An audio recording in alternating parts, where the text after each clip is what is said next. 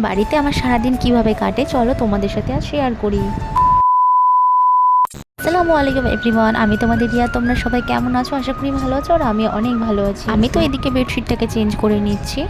আর হ্যাঁ, তোমাদেরকে আগেই বলেছিলাম যে আমার বেডশিটের ওপরে একটা আলাদাই ভালোবাসা। এই বেডশিট যদি একটু অগোছালো হয়ে থাকে আমার তো একদমই ভালো লাগে না। তো আমি বেডশিটটাকে পেতে নিয়ে চলে এসেছি আমি ড্রেসিং টেবিল ক্লিন করতে।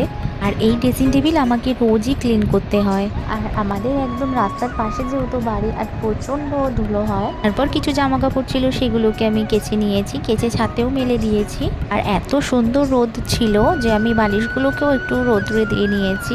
এক সপ্তাহ মতো বাড়িতে ছিলাম না, মানে আমি বাপের বাড়ি গেছিলাম। তো তারপর এসে দেখেছি হয়তো ঝড় হয়েছিল, ওই জন্য ছাদটা প্রচন্ড নোংরা হয়েছিল। তারপর আমি এসে তাকে ভালো করে ঝাড় দিয়ে নিয়েছি। কিছু মানুষ বলে যে আমি বাড়িতে সারাদিন কি কাজ করি বা বাড়িতে কি এমন কাজ থাকে। এই না আমি কাউকে ছোট করে কথা বলছি, এটা হয়তো একমাত্র একটা মেয়ে ফিল করতে পারে। মানুষদের জন্য যতই করো না কেন কোনোদিনও নাম পাওয়া যায় না, এটা আমি আগে বুঝতাম না, হয়তো আমি এখন এটা বুঝি। সাথে গল্প করতে করতে ঝাড় দিয়ে ঘর মোছা হয়ে গেছে। এদিকে আমি গোসল করে চলে এসেছি।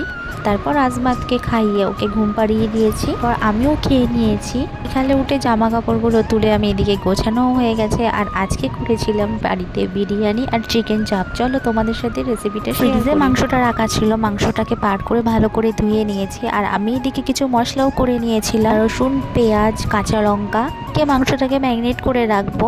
আমি এদিকে মাংসটাকে ম্যারিনেট করে রেখে দিয়েছি। আর এর মধ্যে দিয়েছি টক দই, আর আগে কিছু মশলা করে রেখেছিলাম সেই মশলা, একটু গোলাপ জল, কেওড়া জল আর মিঠা। ঘন্টা মতো ম্যারিনেট করা রাখার পরে আমি মাংসটাকে ভেজে নিয়েছি। কিছু মশলা ছিল সেই মশলাটাকেও আমি ভালো করে ভেজে কষে জল দিয়ে নিয়েছি।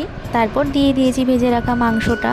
তো তারপর ভালো করে কষে নেওয়ার পর হয়ে গেছে আমার রেডি চিকেন চাপ। বিরিয়ানির জন্য মশলা করে নিয়েছি, এদিকে মাংসটাও আমার করা হয়ে গেছে। আর বিরিয়ানির জন্য আমি ভাতটাকে ফুটিয়ে নিয়েছি। তোমাদের সাথে অন্য একদিন শেয়ার করবো বিরিয়ানির রেসিপিটা। তো তোমাদের ভিডিওটা কেমন লাগলো অবশ্যই কমেন্টে জানাবে।